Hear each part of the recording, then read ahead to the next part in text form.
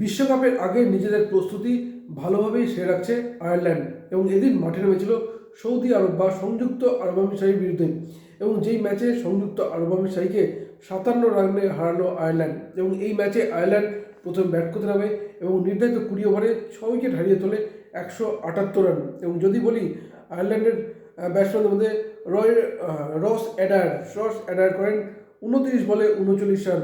এছাড়া লরকান ট্যাকার করেন 25 বলে 38 রান এবং কার্টিক ক্যাস্টার করেন 23 বলে 25 রান এবং বেন কলিজ করেন 12 বলে 26 রান এবং যার ফলে আয়ারল্যান্ড তোলে 178 রান 6 উইকেটের বিনিময়ে। এবং প্রথমেই তাদের অধিনায়ক পল স্টার্লিং মাত্র 8 রান, দলের 8 রানের মাথায় আউট হয়ে যান এবং মনে করা হচ্ছিল রান কিন্তু খুব একটা ভালো হবে না, কিন্তু শেষ পর্যন্ত লরকান ট্যাকার এবং অ্যাডারের ব্যাটের উপর ভর করে 178 তোলে আয়ারল্যান্ড।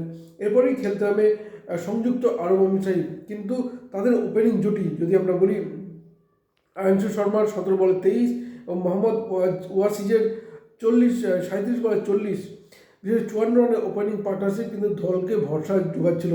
কিন্তু 54 রানের প্রথম উইকেটে পতনের পর 61 রানের দ্বিতীয়, 71 রানের তৃতীয় পরপর উইকেট হারাতে থাকে সংযুক্ত আরব আমিরশাহি, যার ফলে 19 ওভার 5 বলে মাত্র 121 রানে অল আউট হয়ে যায়। যেখানে ওপেনিং জুটিতে ছিল 54 রান, ঠিক সেখানে 121 রানে অল আউট হয়ে যায় সংযুক্ত আরব আমিরশাহি, যার ফলে এই ম্যাচ রীতিমতো 57 রানে জিতল আয়ারল্যান্ড।